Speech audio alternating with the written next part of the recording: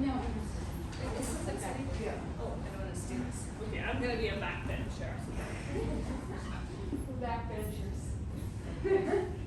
What's another backbench? Oh, this camera's there.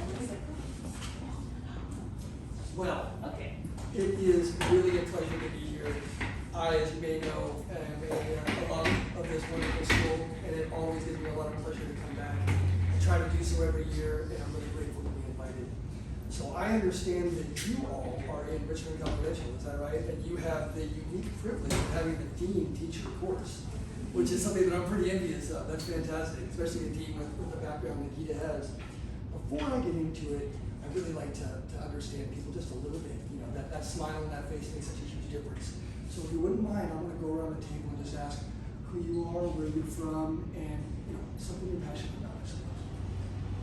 My name is Becky Simmer. I'm from DC and Washington DC. And something I'm passionate about, it's nearly impossible question. Anyway, I guess I'm interested in, using journalism and storytelling to make an impact on people's lives and change the material conditions of people's lives for the better, which I guess is also the world. So anyway, that's me. Well done with the impossible question. Good job. And by the way, I'm not nearly as uptight about my questions as I used to be when I was a practicing journalist. So if you don't like it, just take it in a different direction. Tell me something else. I'm Yula. I'm from Berlin, Germany, and I am very passionate about visual storytelling, photography, docs, movies, anything like that. Pretty simple. Thank you.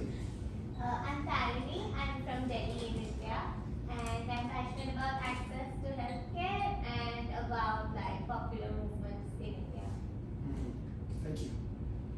I'm Samantha. I'm from Sacramento. I live in Richmond now. I guess I'm passionate about just learning. I know that's cliche, but Sometimes great truth lies in cliche. And welcome, neighbor. I'm a Richmond resident also. Hi, I'm Wendy. I'm from LA, and I'm passionate about social justice and activism. I'm Sasha. I'm from Berkeley. I am passionate about good ones. I'm very food motivated. I love food everywhere I go. There's so many. So.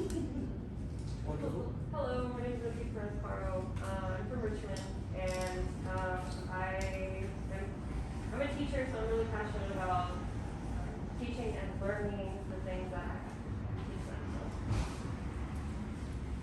I'm Sarah. I'm from Corvallis, Oregon, and I'm passionate the most about reporting on issues that affect low-income communities, so homelessness, access to higher education.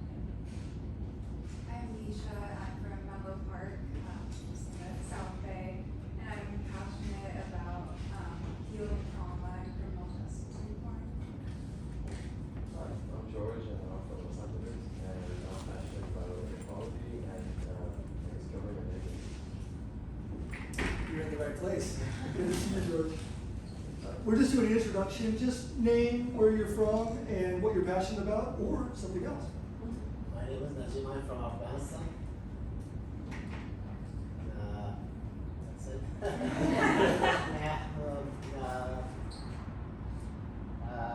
have worked in New York Times and I think that I have a chance to track back media change multimedia.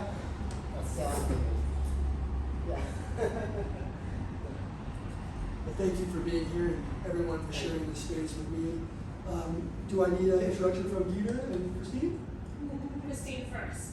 Oh, I'm Christine Shigo. I'm from Philadelphia, and I'm passionate about my Philadelphia sports teams. I didn't know that, so that introduction wasn't necessary. Thank you.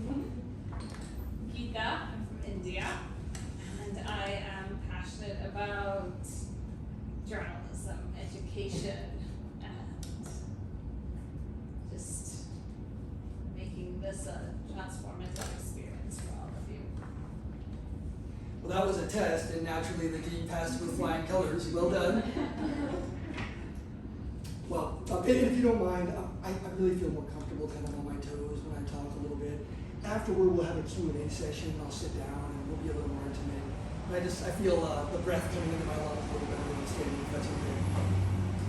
So, the first time that I came to Richmond, within minutes, I was face down on the concrete with the sound of automatic weapon fire nearby, scared for my life, clutching my notepad in my left hand. That was the first time that I was in Richmond, and that was in 2009. I fell in love with the place, and now I live there, and I raised 3 small children there, and my wife and I raised 3 small children there, and we're really happy about it.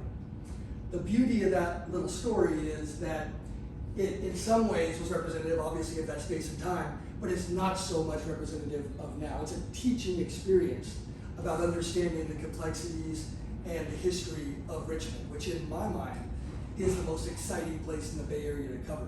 The most exciting place in a place chock full of exciting places. When I reflect on how far we've come from 2009 to now, it really boggles my mind. And sometimes, I can find myself relying on philosophers from far away to try to understand this. One of my favorites is Democritus, the 5th century BC philosopher who was prior to, he's pre-Socratic. And basically he said, if you don't seek the unforeseen, you can never really find the truth. Because the known way is the impasse. I love that. The known way is the impasse. I won't even try to interpret that for you. Interpret it yourself in your mind. This is also the same philosopher that has, his most famous aphorism, of course, is, you never step in the same river twice, for with time, the person and the river are irrevocably changed, right? Richmond has changed since 2009, and that's a little bit about what I'm going to talk about today. At the same time, I know that you've asked an introduction on me. I wanted to say it very briefly. I came to the Bay Area in 2009. I grew up in Southern California. Lived at the University Village for a while. I worked at the San Bernardino County Sun, covering criminal justice issues before coming here to Berkeley. Berkeley was a formative period in my life. What I shared and what I learned with the cohort, who looked not much different than you did 13 years ago, different faces but similar circumstances in some ways, it still informs my life. It was the best decision that I ever made to come to Berkeley and really immerse myself in the culture, in the learning, and in the craft. Those relationships, those linkages that I made, again, last a lifetime. I worked after Berkeley at the Contra Costa County Times for a couple of years, and then was plucked into government service. And now I work for County Supervisor John Joya. The county supervisor represents a district of more than 250,000 people in a county of more than 1 million people. I do communications for that office, and I have the added benefit of really being passionate about the equity and the justice work that we're doing. I have the benefit of really believing in where I am now. And that, of course, is crucial to being successful in any professional endeavor. When I was in your spot, it was all about journalism, and to some degree it still is. It's all about storytelling for me. It's just within a different institution, within a different perspective. So, with that, I want to go back to that first anecdote. What happened, right? I was face down because we were there as what was called multimedia boot camp. I don't know if you have that anymore. Oh, you do? Wonderful. So it probably looks much different. Back then, we were just working with screwdrivers and rusty hammers. But now you have all the fantastic technology that you have. We would go out to these various sites, and we were going to do feature stories on businesses on the 23rd Street corridor. That's what brought me there. I was there with a partner. His name was Alex, I believe Worth was the last name. Anyway, we were there, and we were doing a feature piece on Papitos, which is a fantastic Mexican restaurant that was right there on 23rd Street. All of a sudden, while we're interviewing a nice man about his lunch, the automatic gunfire started going off. We all dove to the deck. The whole restaurant was completely shattered and running around chaotic. Within moments, the fusillade ceased. We got up. The acrid smell of the tires that squealed away or the gunpowder were evident, indicating that this had happened that closely, right there at that intersection. We jumped up, we ran around, we were breathless. We immediately started talking to people, asking if everyone was okay, finding out what happened, who saw what, right? It went from who's okay, is anyone hurt, to what happened, how can we make sense of this? Our repertorial instincts snapped right into place. I'm going to come back to that story because there's another lesson there. But that was 2009, and that could have been a shattering experience.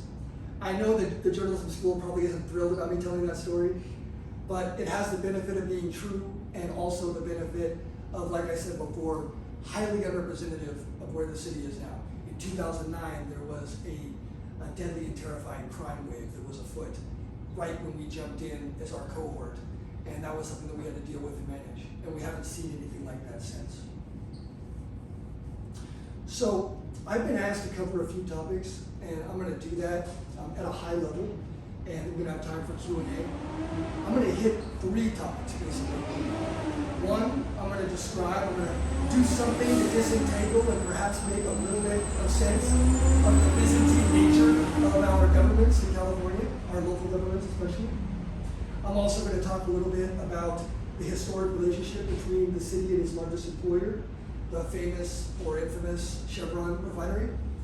And then I'll talk a little bit also about the history of Richmond and where it fits into the context of the whole Bay Area. This will be a cultural and fact-based history, from which you can take what you will, and of course, come up with your own interpretations as you begin to report in this wonderful city. So first, county government, city government, local government, special districts, dependent special districts, independent special districts, school districts. They're all here for you, right? Figure it out. This is a puzzle that we're going to have to deal with. And it can be challenging, but it's not that challenging. Ultimately, it's people working within institutions. The sooner that you realize that and you think about devoting time to making relationships and getting cooperative information, the better your reporting will typically be. Now, down the road, you can take a different tack, but right now we're in understanding mode. We need to figure out what's going on so that we can find out where the information is that's needed and ask intelligent questions. I'll go from big to small, all the same. We'll start with county government. I work for Contra Costa County. I should know a little bit about it, so I'll be able to share that. The county has a budget of over $4 billion. The county has a workforce of roughly 10,000 employees. These are big numbers, right? Counties in California were created typically in the 19th century. For the most part, counties came before cities. This was a time when there was a westward expansion, and the idea was to break up this magnificent, massive territory into counties. And of course, counties came online at different times. I know it's a little ridiculous for me to use the online metaphor for the 19th century, but this is where we are. There are 58 counties in California. Contra Costa County is one of the largest. It's over 1 million people. There's only a select few that are in that rarefied air. Alameda is as well, of course. Initially, what did counties really do? Well, for the most part, their big charges were public safety, criminal justice, the sheriff, and the big one was recording, right? Government records, in particular land recording, right? Figuring out how to record lands, marriages, peoples, census. Those are the kinds of things that counties needed to do initially. Cities sort of came in, for the most part, afterward. So, by way of that history, counties today, there are 58 and they all look about the same in terms of their governance structure. The structure is dictated by the California State Constitution. Every county, including ours, is led by a 5-member board of supervisors. Those 5 members of the board are elected and they represent geographic areas within the county. And the geographic areas have to be proportionally represented. In other words, it's not the size that matters of the territory, but the number of people in it. So you can have a really tiny district not, ours isn't tiny, but ours is smaller, and it's 250,000 people. There are others that are larger, they're also 250,000 people, larger in terms of space. We, County Supervisor Joya, represents West County. West County is the most densely populated area within Contra Costa County, and it comprises Richmond, San Pablo, Pinole, El Cerrito, and unincorporated communities, which I'll get into in a little bit, but like North Richmond, like Kensington, like Terra Hills. $4 billion and 10,000 employees. What the heck does the county do with all that? Well, by far the biggest role the county plays is in health and welfare, public health within the overall county. The reason the budget is so big is not because it draws so much in property tax dollars for everyone around, although it does do that too. The biggest portion of the revenue in a county budget comes from the state and federal government. Because the states and federal governments dispense the resources for the county to implement those dictates at the state and federal level. Medicaid, Medi-Cal, these programs are administered by us, by counties. So the healthcare system of our county is the biggest portion. We also do a great deal more. Of course, you probably heard the clerk recorder's office. We do land trust, land deeds, zoning, land use, which is a very big topic, right? Very controversial topic often. We create our communities and our systems today in terms of how we draw land use for tomorrow. Very important. And Supervisor Joya is on the front line of that, working hard constantly. We believe in tall and small. And what that means is we want to densify our communities. We want to be more efficient.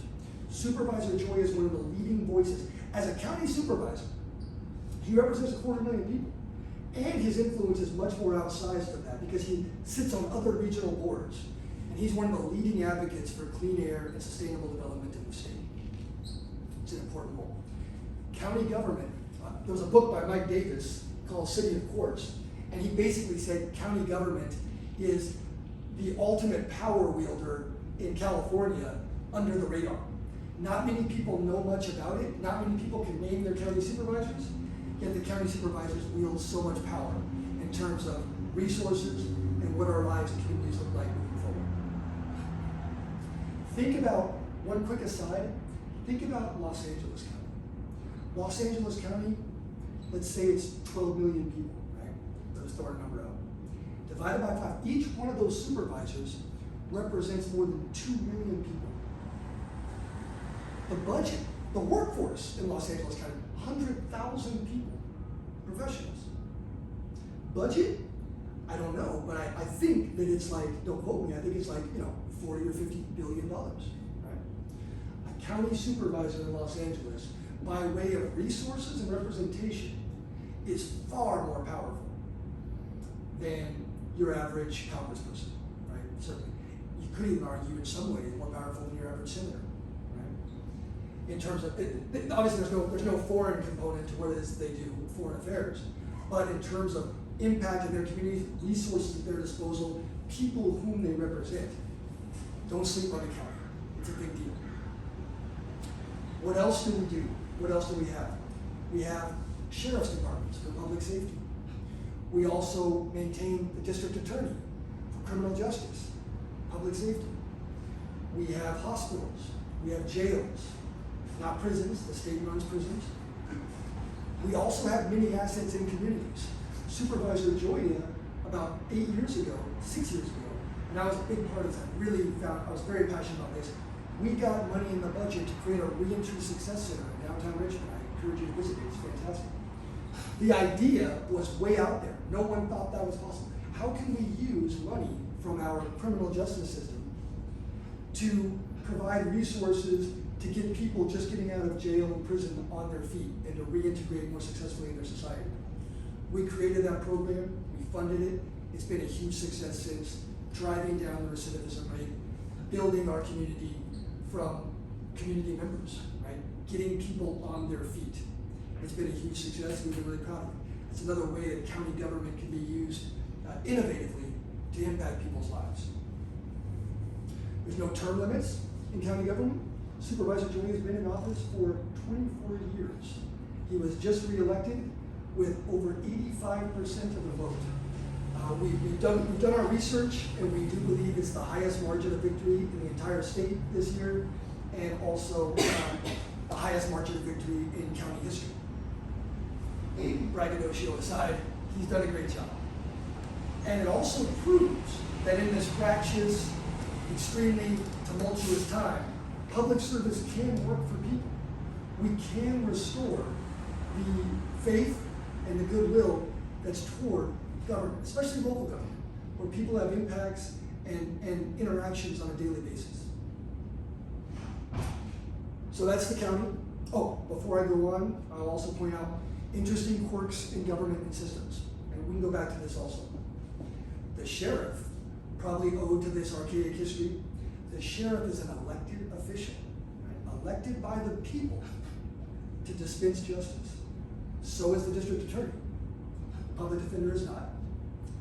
The clerk recorder and the assessor, which I didn't mention, the tax collector, all these positions are elected, which makes things pretty complicated. You have a 5-member board that governs, and we hire a county administrator that's basically the manager of all departments. The county administrator serves at the pleasure of the board, but makes the decisions on her own, right? With feedback. But you can't micromanage the work that she does. It would only be to dismiss her if the board so willed. And taking that step is obviously very destabilizing. You want to avoid it if you can. But the county sheriff, the DA, and so forth, they are elected officials too. So we control their purse strings, but we can't control what they do. The state constitution can control it to some degree. There's laws, we have to obey them. But within those broad parameters, they can do a lot. And you'll find in Contra Costa County quite often we're at loggerheads with the sheriff. In particular, John Joy is at loggerheads with the sheriff. Because obviously we are pushing for a more progressive agenda, and I'll kindly say that he's not. And so you can look at that, and from his perspective, he's elected by more people than Supervisor Joy is. He's elected by the whole county. Supervisor Joy can work to limit his budget in some ways, but has to work within a 5-member board. A 3-member majority is required to get anything done in this legislative situation. So you can see that pulling the levers of power at the local government level is extremely difficult, it's extremely complicated, and it requires people who are very good at building relationships, professing visions, and gathering support for those visions. It's sort of like how you would be in Congress, in the House, or in the Senate. You have to get this legislative group together. You have to do that. There is no autocracy within the county government. And you'll see that within city government as well. Let's move on. City of Richmond government. 110,000 people live in Richmond, I believe, today. A budget of about $200 million. A staff, I believe, of around 800 people. Most of that, the vast majority of that budget and staff is, can anyone guess? Sorry, I put you on the spot. It's public safety. It's police and fire. Cities have to provide public safety within their municipalities. Now, there is an exception. A city, and many small cities do this, what they do is they contract for medical and police services from the county, the larger entity. And so you can achieve economies of scale if you're just contracting these sheriffs. They're contractors. In other words, they don't need to be paid the benefits and the infrastructure that brings that aboard. What's the markup on that? To have your own building and have your own department and all these things is probably quite significant, probably more than 50%. So some small cities choose to go that route, and the county provides it when you enter into a contract agreement. There's some interplay between the counties and cities on that front. Cities within their jurisdictions have public safety jurisdiction, but when they arrest somebody, for instance, they are shipped to the county jail. And it's the county DA who has to decide whether to press charges or not, and the public defender to defend. So there's another interplay there.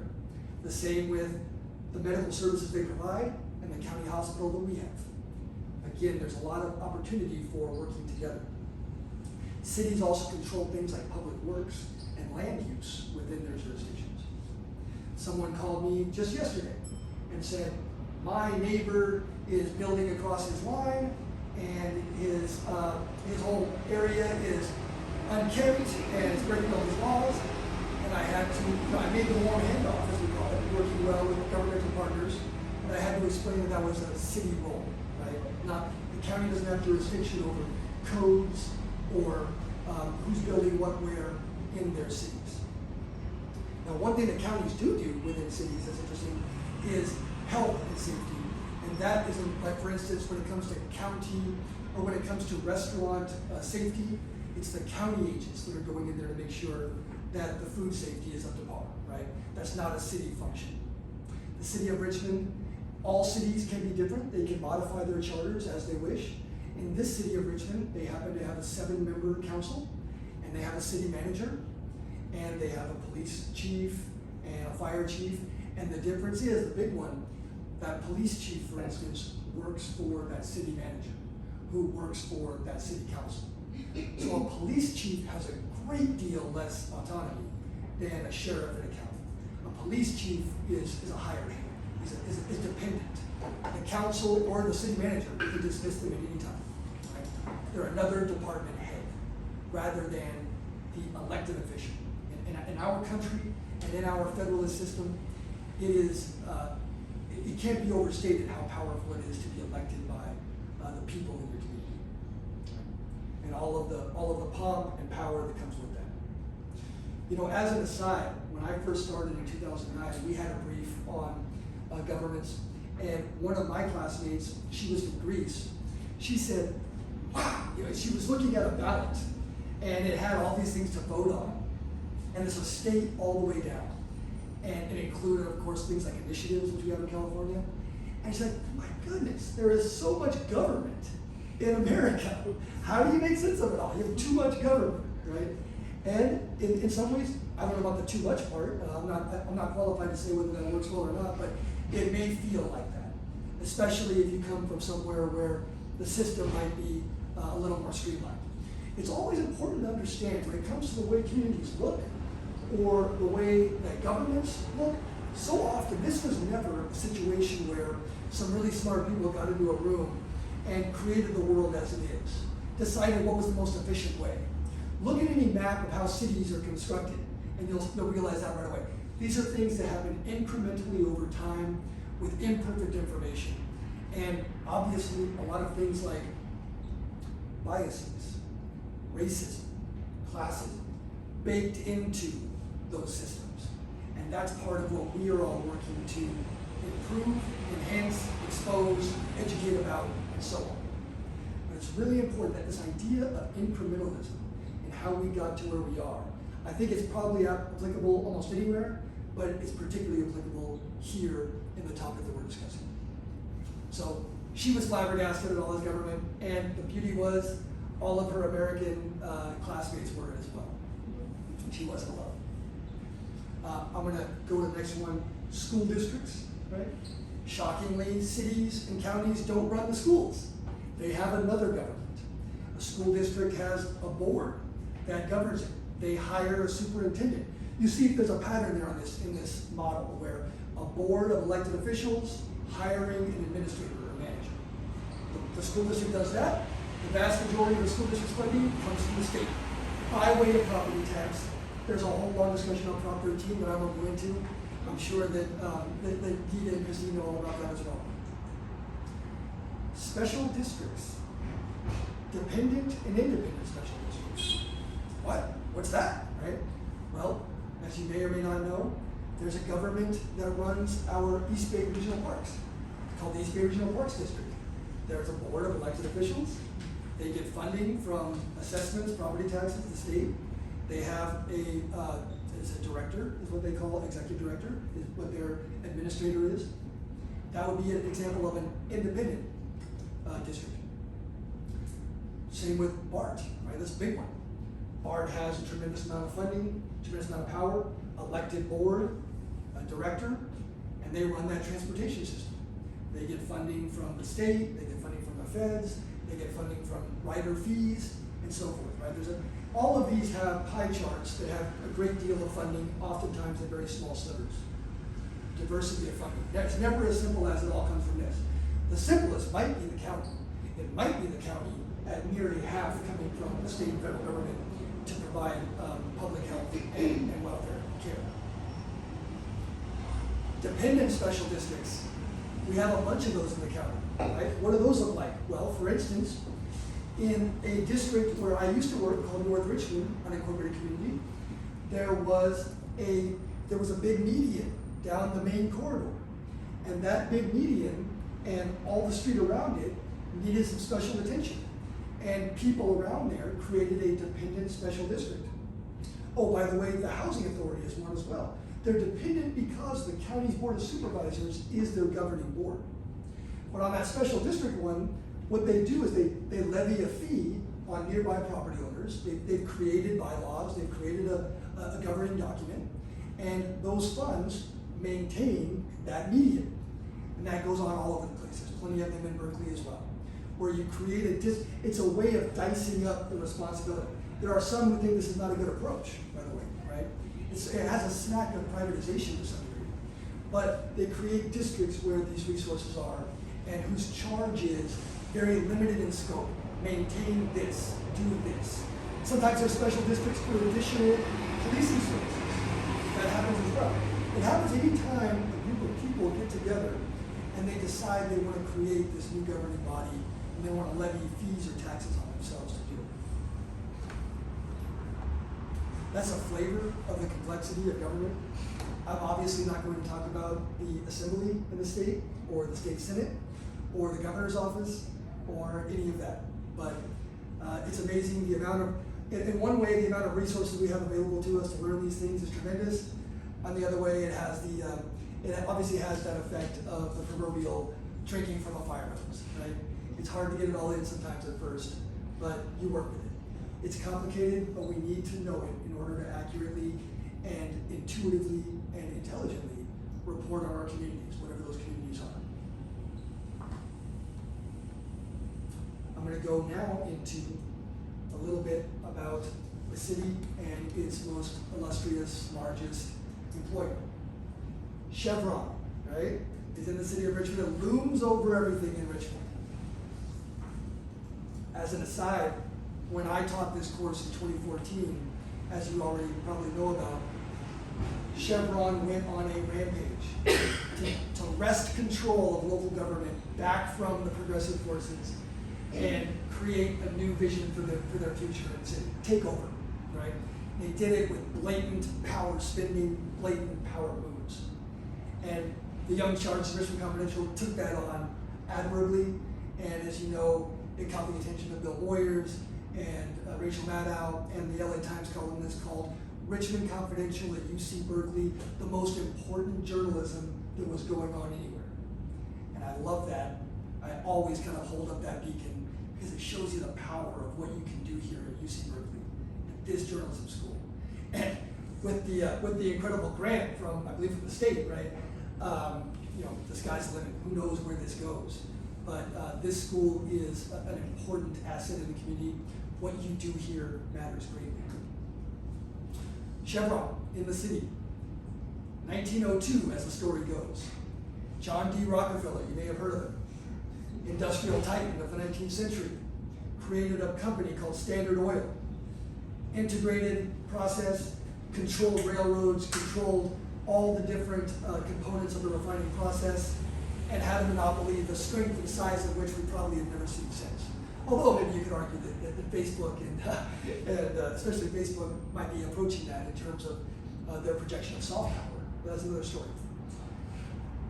John D. Rockefeller himself made the Herculean trek across the country. I don't know how Herculean it was. It was 1902, but he had all the best accoutrements at the time.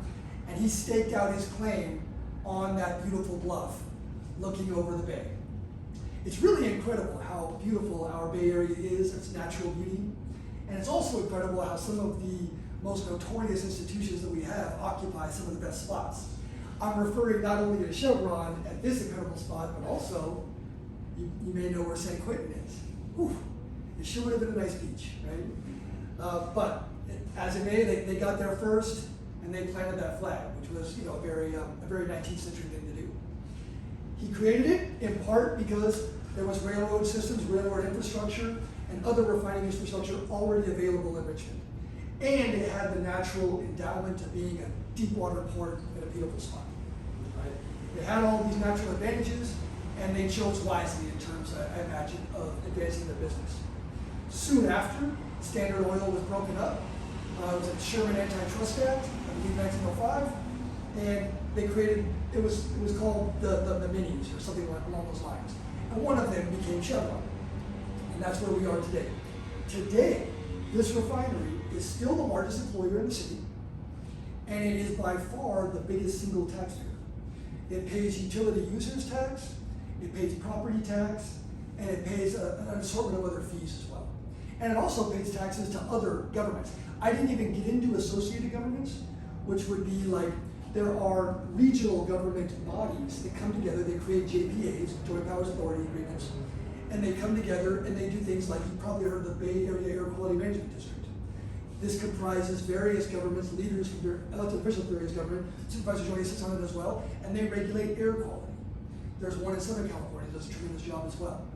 And they've made our air appreciably much better than it was by cracking down on industry for the most part, and also advancing technologies, investing in clean technologies and so forth. But Chevron has the power because they pay the biggest portion of the sales tax. I'm sorry, the utility user tax, and the tax in general. The city would, I don't know for sure, but there's a lot that would be said about the city perhaps going bankrupt if Chevron closed up shop. Now, some people love that possibility looming out there, but most will tell you that it's not really much of a possibility at all, at least not in the foreseeable future. I know I said look for the unforeseen, but Chevron itself, this refinery apparently is extremely important to its scope of operations. So they can't just pick up shop and go build another one somewhere either, right? It's very vital. They have one else they're going to do as well. Also, you may know, the Bay Area in general, Contra Costa County in general, I should say, has been known as the refinery belt. Chevron's not the only one. There are 4 or 5 refineries up the Delta, and it all owes to this, this propitious geography that allows for these ships to come in and out, and also to serve the entire United States via the rail network that was installed, again, a century ago. So there are other refineries as well, but Chevron is the biggest. Chevron is embedded deeply into the fabric and culture of this community. People still fight over it. Right? There are Chevron supporters and Chevron haters, and obviously a lot of people don't know. Chevron dispenses a great deal of philanthropy in the community. They give money to nonprofits, and with that money, maybe they buy influence, maybe they buy friends. At the same time, the history of the city, some of its greatest houses, some of its greatest communities, were built for Chevron workers, Chevron executives in particular. Chevron really ran the roost for a long time. That was all pre-World War II. With World War II, we have rapid, increased industrialization in Richmond, right? We have Kaiser shipyards. We have a tremendous influx of people from all over the country coming to work at these jobs. The home front and the industrial legacy of Richmond is very much a part of the marrow today, and it can't be overlooked when you're seeking to understand the community and its culture now. Similarly, Richmond's social and economic problems stem from that same run-up. As it came down, the deindustrialization process was extremely hard on the community, and in particular, extremely hard on some communities more than others. And I'm speaking most directly about African American communities who came here, got great jobs, had a standard of living and a standard of status, which is so important, right? We know a lot about poverty today, and we know that a huge part of it is mental as well as physical or economic, right? To be pushed down, to see as though others are able to seize opportunities to a greater degree than you are, is in some ways just as noxious as not having a paycheck, right? And that kind of thing happened in Richmond to a great degree, and we had the fallout of that deindustrialization was chaos, was in some ways almost an internal civil war, right? At the local level. I don't want to demean that phrase because it's so big and it means so much in other parts of the world. But in this city, thousands of people were murdered over a period of 40 or 50 years, right? So the toll cannot be overstated. Almost every family that you talk to that's been in Richmond forever has lost somebody at some time. That's incredible. You know, I grew up somewhere where that wasn't the case. So understanding that has really been something that's taken me some time to get my mind around, and I hope that you can too. Chevron today, in some ways, has drastically lowered its profile. After the stinging rebuke of 2014, Chevron has pulled back from politics. Now, a big part of this was prior to 2014, Chevron funded all the political officials, right? The whole time, from the 50s, 60s, 70s, 80s. That was no longer the case. It tried to come back, and it didn't happen. And so now they're taking a more cooperative neighbor stance. And it must be noted, the progress is real. The amount of emissions that the refinery poured on the community in 1975 was more than 10 times what it is today. You can find a lot of that data online. There's an incredible amount of oversight and regulatory power that nitpicks everything that Chevron does and to our benefit. But that doesn't mean that it's safe, and that doesn't mean that all is hunky-dory. 2012, August 6th, I remember like anyone, waking up in Richmond and immediately seeing the column of acrid black smoke as far as the eye could see on a crystal clear, otherwise crystal clear day in the Bay Area. That was when Chevron had its most recent massive fire. That brought in the federal government, the Obama administration sent in the CFP, Commercial Safety Board. There was years of litigation and investigation, and Chevron was wrong. They were unsafe, and they created this fire. And thank God people didn't get killed. But there was a tremendous cost to the community and a tremendous cost to Chevron, and something that is indelible in people's minds. Right? Everybody knows about 2012 if they were here. With that, let's move on to Richmond, the city of the Bay. Richmond has a very powerful impression on everyone around the Bay. People tend to have strong opinions about Richmond, and it tends to be a legacy. Right? Richmond had been something for so long. Richmond had been a place beamed on their nightly news with violence for so long that it truly adopted that caricature in the minds of everyone around. And to some degree, it infected even the people there. We know how powerful stories are, how powerful people are, how powerful it is to see these images. And they don't go away. Right? They live in our subconscious, and they affect Richmond's legacy today. There was I encourage you to look it up. Christine, you work at the IRP, you probably have access to it. 1982, 60 Minutes came to Richmond. Mike Wallace was at the apogee of his career, and he and Lowell Bergman, our own Lowell Bergman, swooped into Richmond to do a story about this violent community where the police were acting as a death squad, running around killing people, obviously not reading their Miranda rights and so forth. It was called The Cowboys versus the Cowboys or something. The Cowboys was the name of this goon squad that operated within the Richmond Police Department at the time. People all know about that today still, people longtime residents. And institutional cultures change over extremely long periods of time. It takes everyone to go before you get it. Now, I'm not saying the Richmond Police Department is infected with that culture today. In fact, I think in some ways quite the opposite. The police department is doing pretty well. And there's a story about the police chief who came in the mid-2000s and started turning things around. And the biggest reason he was able to turn it around was more than anything else. It's never what I tell you or what I order someone to do. It's whether the people in my organization, if their hearts feel a certain way. And Obviously, 1982 was a long time ago, and almost no one remains from that period. Now, they pass things on over time, but it dissipates. But the city of Richmond's also on an upswing. And I think this has been going on for more than a decade. It certainly is in reality, the metrics all suggest it, but at the same time, it's something in perception as well. You see it constantly because it's real. The Ford building, this massive structure, that owing to the industrialization past, was a Ford building, a Ford manufacturing complex in the 40s, closed and was a dilapidated, this terrible building for decades, right? A symbol of Richmond's decay. Now, in the last 10 years, rebuilt a $100 million plus facility, a first-class facility where everybody wants, where the LinkedIn and the Facebook crowd want to do their mixers or whatever, right? You see biotech springing up all over the place in Richmond.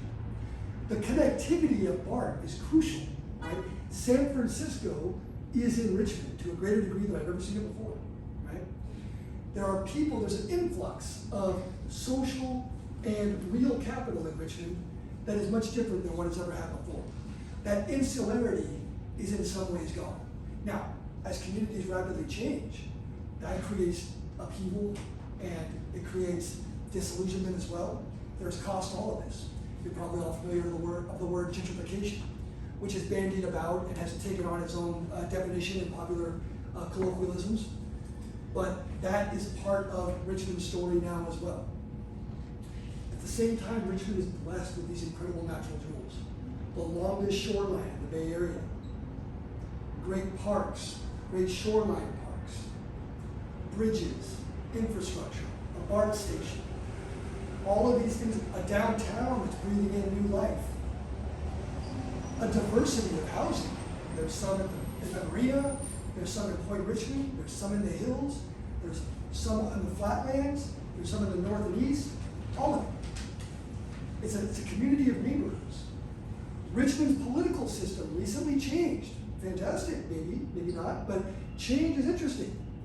Forever, Richmond was an at-large city council, which meant that every council member was elected at large. It was just winner take all. Whoever gets the most votes, the first 3 or first 4, whatever, they take the spot. Now Richmond has changed. It's changed its charter to be district elections. Now each representative represents a single community. And there are, now put your political science hats on, and there are benefits and costs to that as well. Right? On the one hand, you have a representative that's directly for the needs of your community, your block, your neighborhood.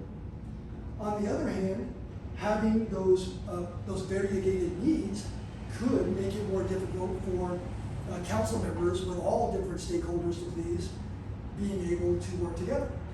So on the one hand, maybe your neighborhood's needs are better met, but on the other hand, maybe the overall city's best benefit could take a back seat, especially if the initial benefit of that overall investment might only be seen in a particular community. People say they got theirs, we're mine, right?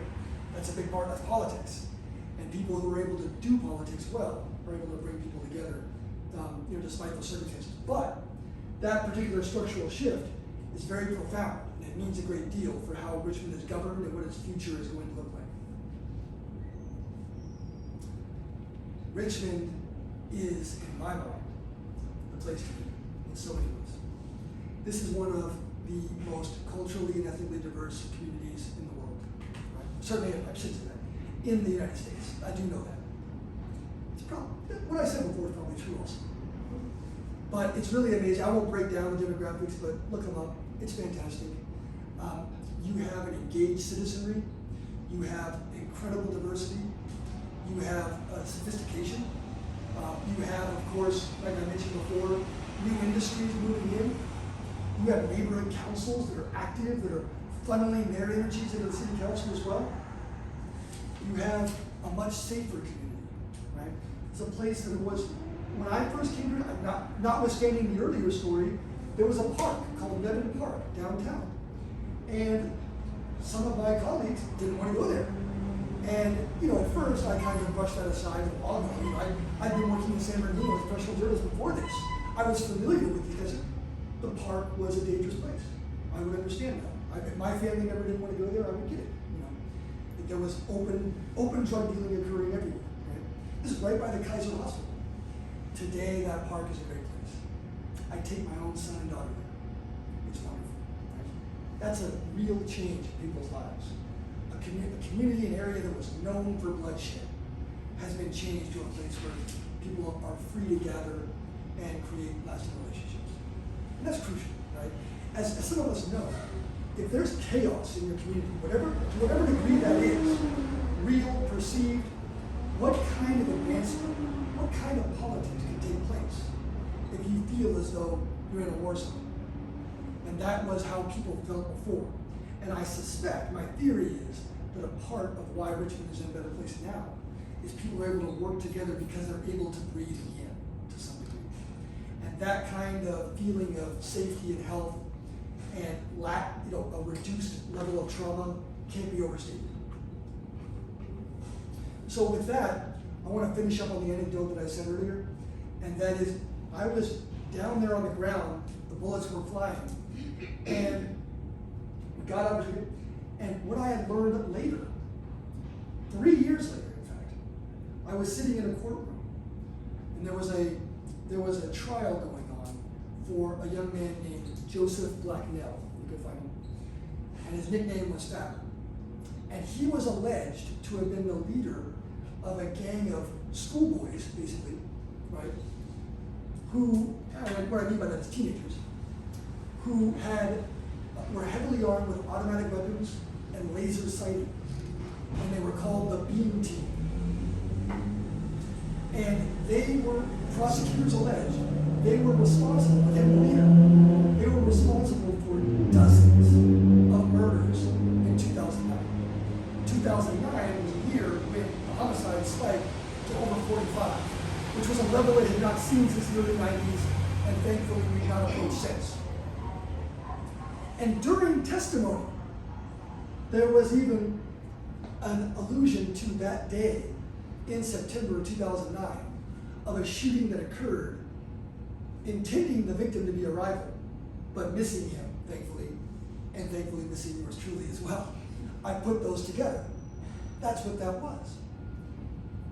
Joseph Blacknell was convicted of some of the murders, not all the ones that were alleged by the prosecutor. And he granted me, since I had been sitting in that room for the whole trial, in my work at Richmond Commerce for the J School. At the time it was a Ford Foundation grant that let this happen. And he granted me the jailhouse interview. And next thing I know, I'm walking through the metal detectors at Martinez Jail, down the dark corridors, dank corridors. There's a water seepage problem. It's a concrete, brutalist architecture from the 50s or 60s. And I'm led into the room, and there he's standing with his yellow suit on and a 2-inch plexiglass. And he has his fist right there in the window for me to reciprocate.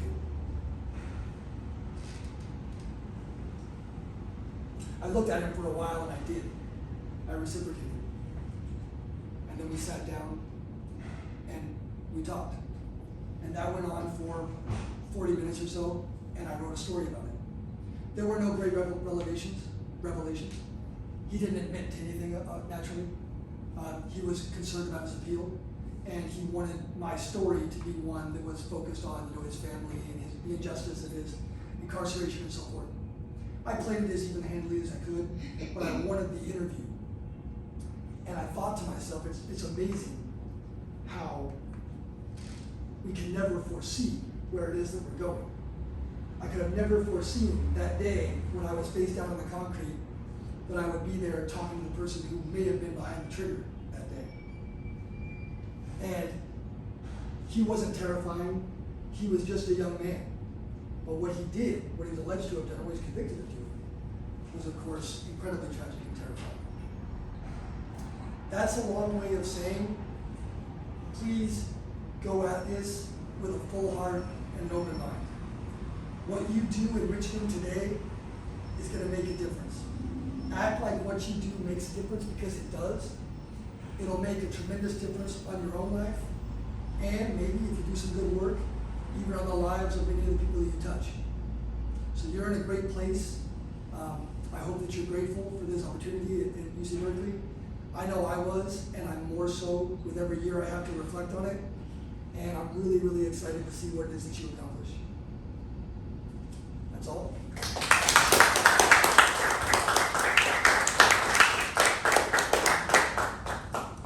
Let's have some Q&A. If that's okay, Gita, Christina. Of course, yeah.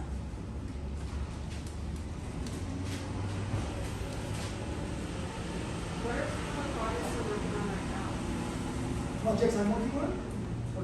So now, my chief charge is communications. So what I'm constantly doing is thinking about how it is that we can tell stories that, what is my mission as a public servant as opposed to as a journalist when it comes to telling stories, right? Number one, keep your integrity. Right? I don't lie, I never will. And I'm constantly on guard against that. A lot of that owing to the ethics training that I had here at the school. Well, when we're telling stories, we're thinking about how can this benefit the public? How can we provide them information that helps make their lives better? And you tell stories to do that as opposed to just give them the information, right?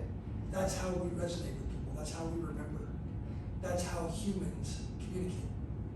And you know, as a matter of fact, I want to quote the great Gita, as I have read some of your stuff. The storytellers matter, right? We are a storytelling society. And who's telling those stories is vitally important. And that's a big part of why it's so important to have diversity in journalism, just like diversity in public service. Right? Who tells the stories matters, because the story is powerful. How do we tell stories to give people information that makes their lives better, number one? Number two, how do we tell stories that advance our cause? Right? Supervisor Joy is elected to lead people, and lead he does, right? And his job is to get people behind the kinds of things that we want to accomplish. And what are those things? I won't go into detail, but it's all about health and equity. These are the biggest things. Everything is within that lens. And then number three, how do we tell people these stories in a way that allow them to share it with others, to spread that information? Right?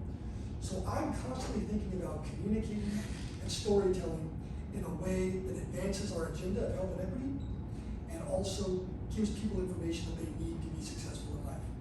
Oh, and another, I should mention, I'd be remiss if I didn't, another one, a crucial one, and this is, we're so grateful for these technologies, a crucial one is telling stories, giving people information that elicits feedback, right? How do we create that conversation? Supervisor Joy and I are out all the time talking to people. That's the most powerful thing that we do, is talking to people, listening to people. And now with these technologies, we can project those ears to a greater degree than ever before.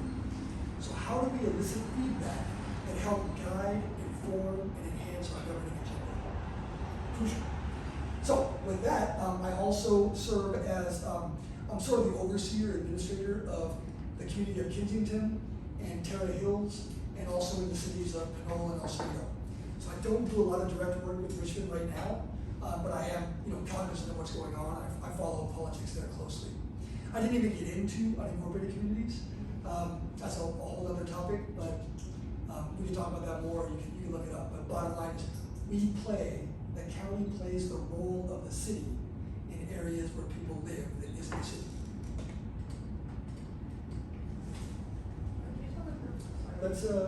Let's go here.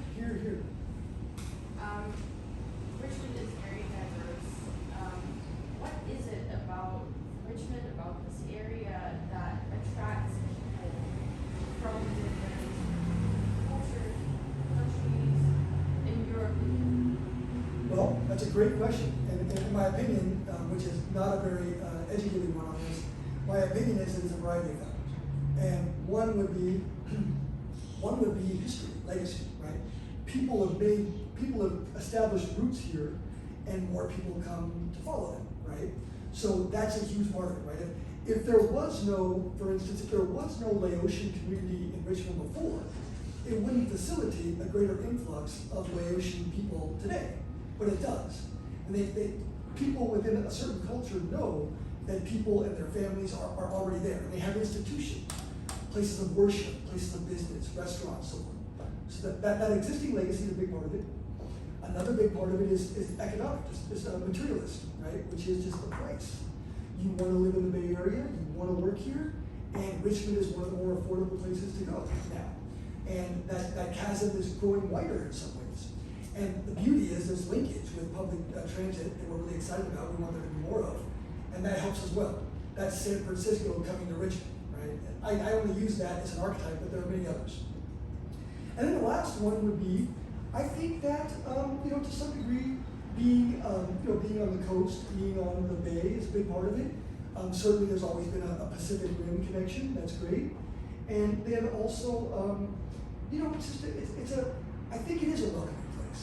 I don't think that it's a place that puts on airs or that doesn't, this is a slightly different way of saying what I said in the beginning, but it's diversity, whereas the diversity per se was not the issue the first time, it was more like family and cultural connections. Now, just generally, diversity as a concept begets more diversity as well. I have a question about, you're talking sort of the change of the image of Richmond, kind of like where, this is something I was talking to Mitzi about actually earlier in class, it's like, where does Richmond sit sort of culturally in the Bay? Like being from Berkeley, I definitely like growing up, there was, what we talked about Richmond was like, Richmond is scary and dangerous, like, we don't have to go up to Richmond. And as you talk, we look at that change, I mean, I imagine that change has been sort of geographically unequal and sort of in terms of the different communities, populations sort of unequal. And I guess where are the places that things have not changed, I guess? And where are the sort of the constants that you see, whether positive or negative? Great question. On the Richmond culture, it's always imperfect to try to describe these broad concepts with a few words. To badly quote Wittgenstein, blue collar town, right? Refinery town, swinging town, maybe a little dangerous town, right? All those things. That's Richmond's culture. That's Richmond's image in the collective mind. Where have things changed or not changed? Well, fortunately, Richmond does have this diversity, and it always has. Even at its nadir in terms of violence or poverty, there were still areas of Richmond where there were upper class or wealthier people living in nice places, but particularly on the shore and on top of the hill. I mean, Richmond. We've only drawn lines around it in the last 100 years, but Richmond's hills are no different than these ones, right? They're just a few miles up the road. It doesn't matter to the long extinct grizzly bear, the deer, or anybody else. It's the same thing. And so that's always been the case. There has been change, but communities that have changed most rapidly, I would say, have been the ones that have been more beset by social and cultural challenges. Right? People are moving into neighborhoods where they would not have thought about moving into before. And those neighborhoods are changing. And I do think that for the most part it's positive. I think that there is not a significant backlash in Richmond over the influx of new people. There's a little bit, you'll hear a little bit of that, right? You'll hear a little bit about colonizers or gentrifiers. I know that language is really prevalent in Oakland, even though I don't know Oakland that well. But that of course is a thread in Richmond, but I don't think it's a dominant thread. I think that for the most part, Richmond has been generally welcoming of change to some degree. And a big part of that is there's not a lot of clashing over resources. I mean, I don't see people being forced out maybe as much as you might see in other places. And that would be owed, by the way, to the slightly less stratospheric hike in rental and housing prices than you see in other places. So I think that you had your hand up, right? So let's go here, here, and here. Can you tell the group a little bit about Measure X and how it's on this handling it or changing it or doing anything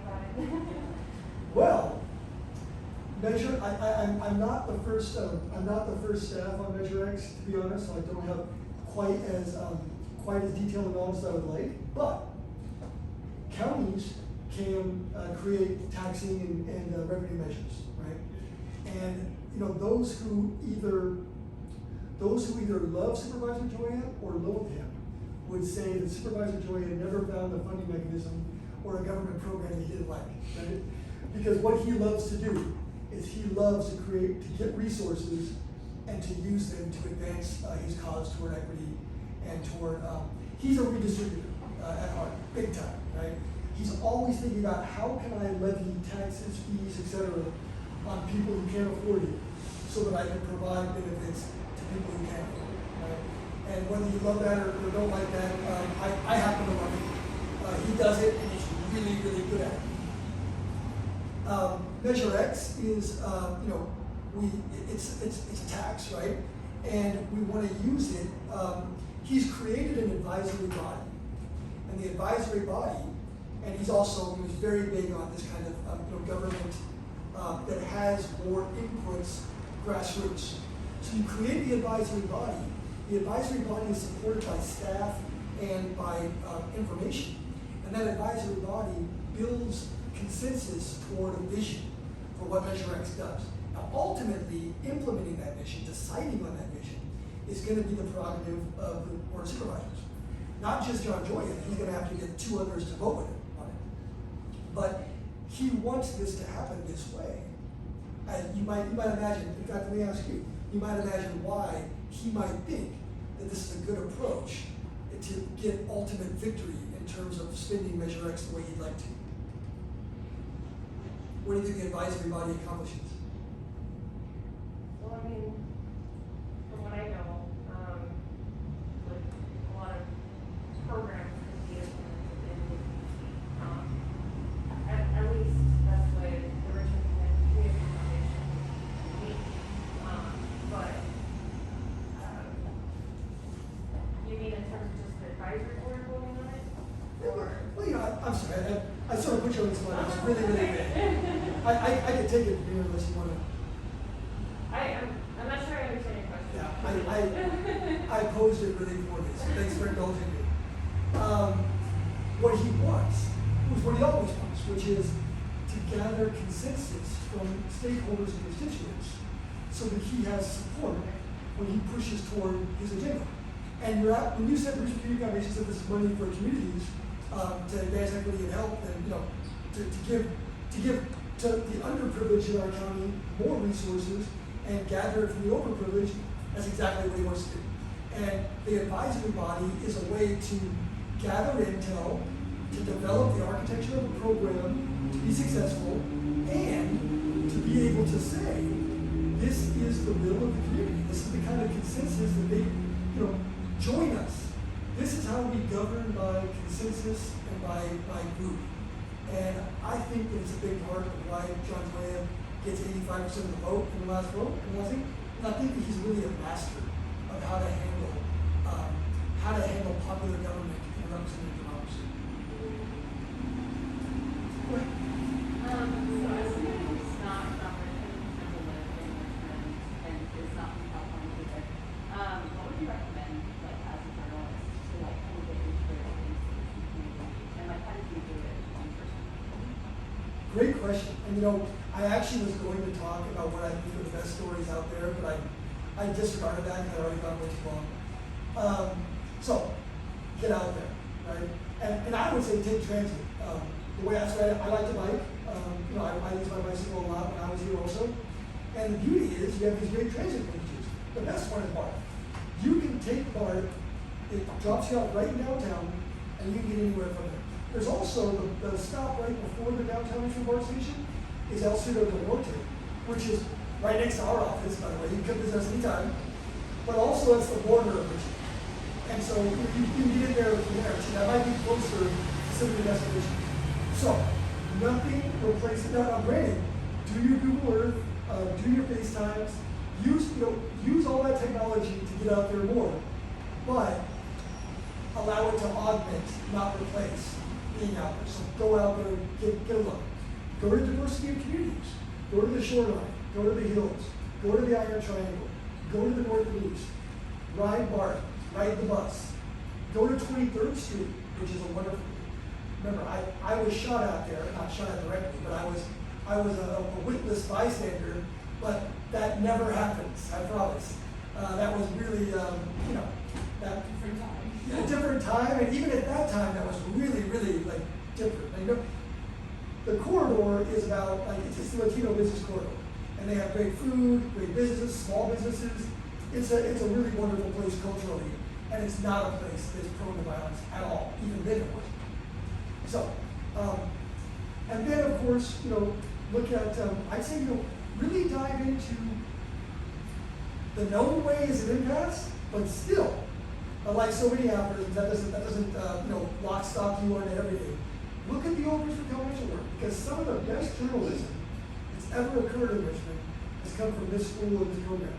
So look at your own archives. You get, some research there will really help, but nothing replaces being out there, talking to people. And I mentioned some various sites. There's other, you go to Hilltop Mall, a defunct mall, which is a story of America, right here in Richmond. Go look at the refinery up close. Go to Point Malade, where they wanted to build luxury houses, which Supervisor Joya adamantly opposed and wants there to be a park, a refuge.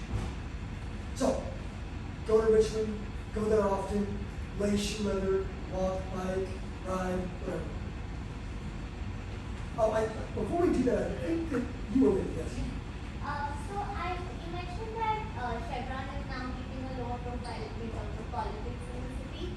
But I'm just I want to know a little bit more about the relationship between Chevron and the community, especially people who work for Chevron.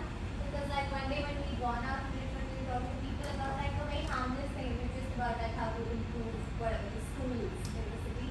And this lady spoke for really long, and then at the end she gave a very harmless answer, and at the end she was like, you can publish this, but can you just not mention anywhere that I work for Chevron? And my question had nothing to do with Chevron at all. So I'm just confused, why is there this fear or this I don't understand. That's a great question. So there's a there's a trauma there, right? I don't want to demean the word trauma, but the workers at Chevron, they've known there's been more than a decade of really rancorous relationship between the city and Chevron, right? Politicians in Richmond have gotten elected, have fostered democratic power by using Chevron as their whipping stick, right? This is an old trick in the United States, right? This is what people do. They get demagogued, or they demagogue demigods, right? They go after things that are bad and they build political power off that. So that's not to say they're right or wrong. That energy was there and they used it. But workers at Chevron would see themselves generally as apolitical. I just work there, I just support my family. I don't want to get caught up in this. I don't want to be labeled with that brush as working for Chevron. So, now, are there fears unfounded? Probably. There's probably no reason for her to say that, but that's the way people probably feel. I know I'm being ridiculously presumptuous, getting into her head, but that might be it. People have a negative perception of Chevron. Some people do, and they fiercely do when they do. Right? It's a polarizing institution. Okay. So that's it. The bigger question: what's the relationship like? Well, in some ways, it's good. Like I said, they fund a lot of nonprofits. The Supervisor Joya is very much a strident regulator of Chevron. He's on the Bay Area Financial District. He's always pushing for steeper fees on there, for flaring, whatever, right? But we still work with their staff. We're still professional. We are advancing a legal framework that they won't like, but we have to work together in other ways, right? So we try to avoid the fire and brimstone, scorched earth attitude, but some people have, and that might be why Chevron employees are a little reticent about what they say. Chevron also, they won't tell you it's private information, but almost nobody in Chevron lives in Richmond. Now they used to, and that's a big change. So none of their employees live here, and that's a sore spot. And it also might make them not as comfortable with the city and its culture and what it's talking about. Right? They don't want to be They don't want to be wrapped up in that. They just want to go to work and go home. The average employee, I would guess. Where do they live? Well, majority of them. Well, I don't know. So that is private information, but what I mean by that is it's a private company. Now they're publicly traded, but they're under no legal obligation to tell you where they live, right? But I would guess that a lot of them, I'm guessing, my guess is the vast majority of Chevron workers live in central or east county. Places like San Ramon, Danville, Concord, Walnut Creek. That's kind of de rigueur for executives and even well-paid blue collar workers, because the workers there are well paid. Yes. Yeah, you mentioned that Supervisor Joy, what was this? I'm sorry, I forgot, but you won 85% of the vote. I'm just wondering, like, broadly, like in the county, what kind of? It's like I personally, like, this is fault myself. Like, I haven't really engaged in my like local politics really ever, very strongly at least. There's no judgment here. Yeah. But what kind of engagement do you see in the county? And like, are there, do people get like really worked up about things? Or is like turnout low? Like, are people out there? Like, I just don't really have a sense of that. Yeah, that's a great question. So, the answer is turnout. The engagement could always be more, and that's our mandate is to continue that always. And I think we're doing a good job, at least relative to our contemporaries. I think we're doing a great job. So turnout for the election we talked about was low, but it was a June election. These things happen, right? But it pains me because the strength of any democracy is the degree to which people participate. So that's why we push this. Now, when Mike Davis wrote in his book, City of Courts, that the counties were the ultimate repository of power that nobody knows about, that was obviously a bad thing. And it still is a bad thing. And naturally, the county supervisors don't tend to be out there as much as your local mayor, for instance. But look at the county supervisors in other districts, in our county or somewhere else. And I would say that they're probably way more undercover, under the radar, not engaged. We are engaging constantly. And one of the most important metrics that we always look for is how many people are on our email list, how many people are on our social media channels. Increase those. And with that, we get phone calls more, so the engagement's there. And then supervisors are always working hard to work on advisory committees and other creating institutions of civic government involvement are crucial, right? We have things called the MACs, Municipal Advisory Councils. We don't have to do this. We created these. They're like mini city councils for unincorporated communities. And they gather, and then the city council are the leaders, and they are able to call us as staff in any department to task, to give reports, information, and they vote on whether they want to see things in their community. And now, they only have advice, they don't have legal power, they have advisory power. But that advisory power is very important to supervisor. And the degree to which we value that and work with that, the degree to which that institution is healthy. If they don't feel like their voice is heard, or if we go against their vote too many times, it doesn't work anymore, does it, right? So we try to build consensus. Pete Buttigieg said during a debate, which, they all went on and on, I don't remember anything of it, but I loved it. One time I heard him say, they asked him about what the most pressing issue in America was, and he said, we need to fix our democracy, right? We are badly injured in this nation with the polarization, with the disillusionment, with the lack of participation, with the hate, with the vitriol, all of these things. People don't think the government works. And by the way, we know how corrosive this is to institutions. People sometimes don't think that journalism works. We need to work very hard to restore that trust, right? So, that was a long way of saying that's our highest priority. And we're always working toward it. And our engagement, I think it's quite good, and I think it needs to get better. I gotta ask, sorry, Max, what's that stand for? One more time. Oh, Max, sorry. Municipal Advisory Councils. I was just going to ask what you say. You mentioned some things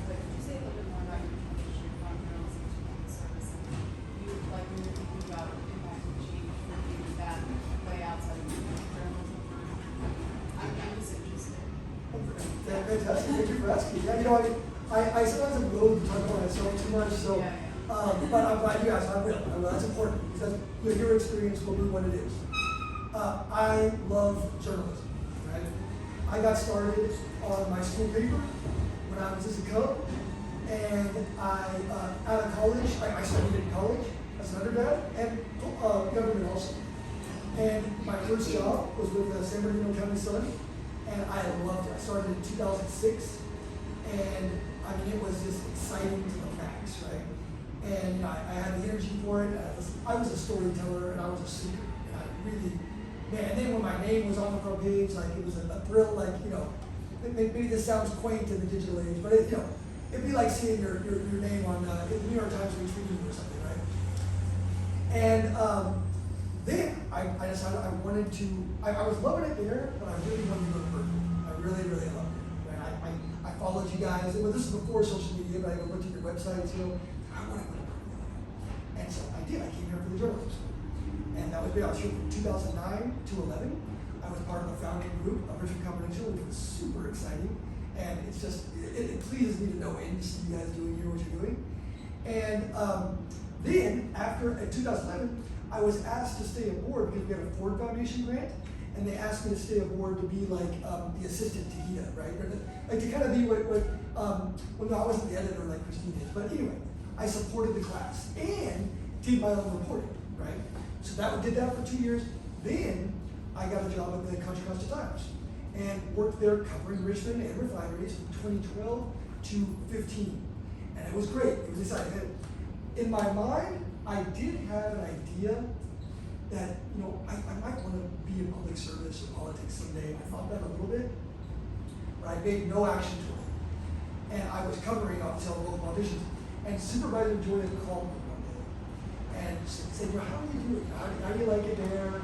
And then he asked me if I got paid. I told him personally, well, I have an opening, and I'm really interested in working for it, right? And we talked more, and then I thought about it, and it was like I talked about it with my wife, and it was like, this might be the moment, like, this might be the time, right? In other words, what I'm saying is, I was really happy with what I was doing, and it took a little leap of faith to do something different, but I'm so happy that I did. Now, the caveat is, I always tell people this, of all the politicians I was covering at the time, every one of them would have been a no out of hand, and you know, if you continue to talk, I'm going to quote that, right? But with John, it was a little different, because we already started building a rapport. That's probably why he reached out to me, and I went from, you know, you want to have a healthy skepticism as a journalist, of course. I may have had an unhealthy cynicism myself, maybe.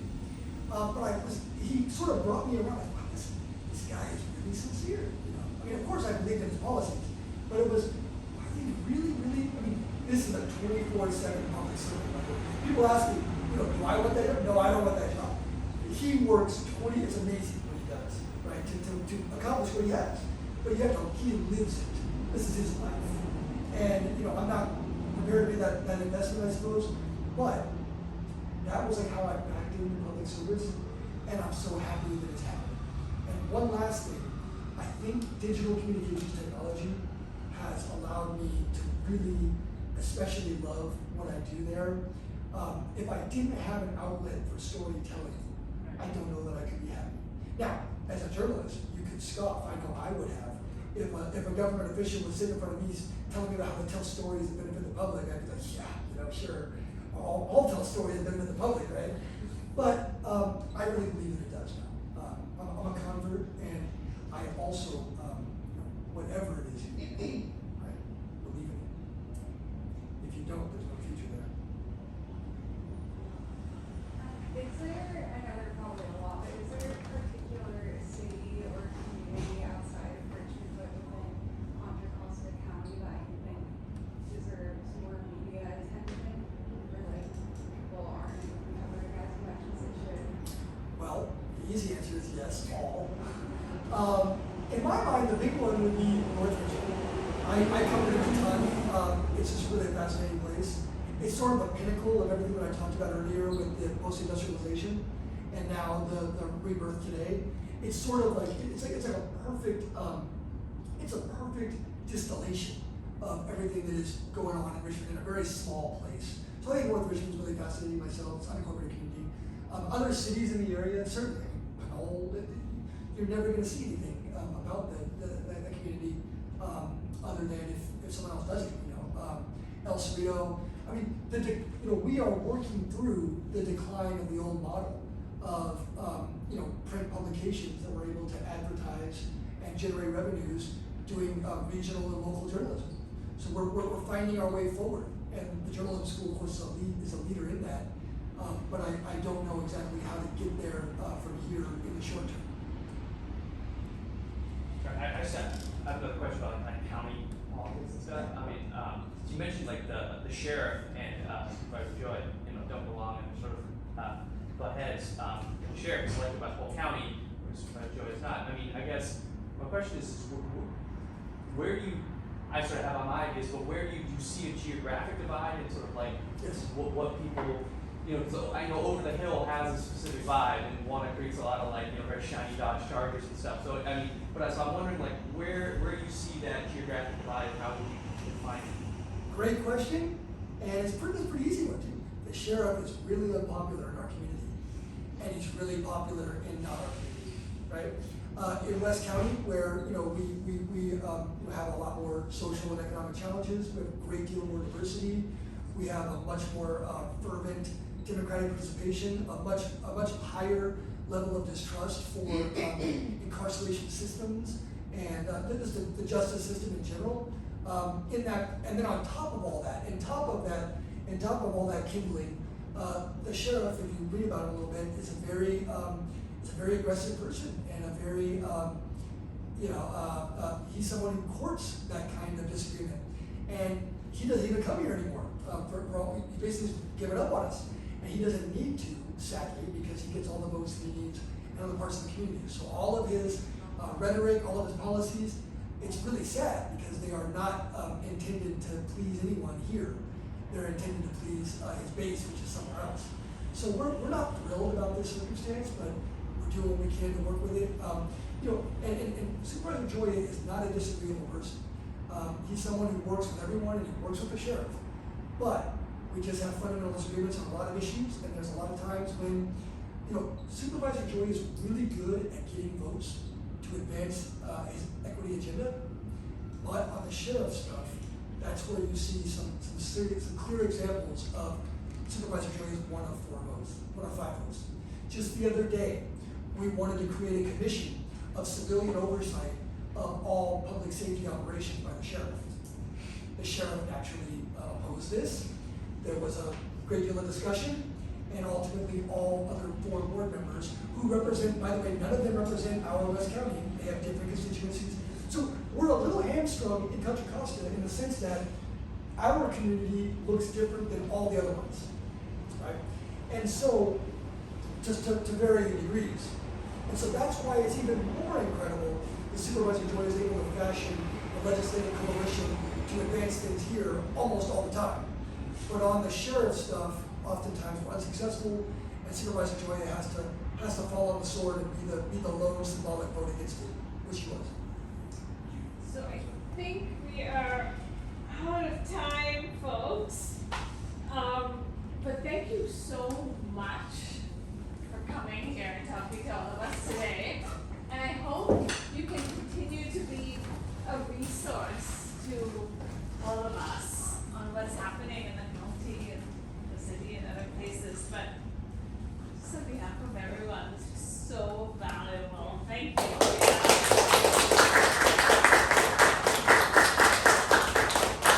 Never let someone escape without getting all of their contact information, so if you would share it. Of course. Yes. Thank you so much, and really, it's my pleasure. I was on the board. It's one of the highlights of my fall to come back and talk to people here. I'm really a big fan, so keep it going. And then as far as my content, would it be, could I send maybe an email to Christine with all my stuff? And Yes, you absolutely could. Yeah. Let's do that. And of course, reach out anytime about anything. And if you want to, even all the way up to if you want to sit down with Supervisor Joya and grill him on everything that you have, I'll facilitate that too.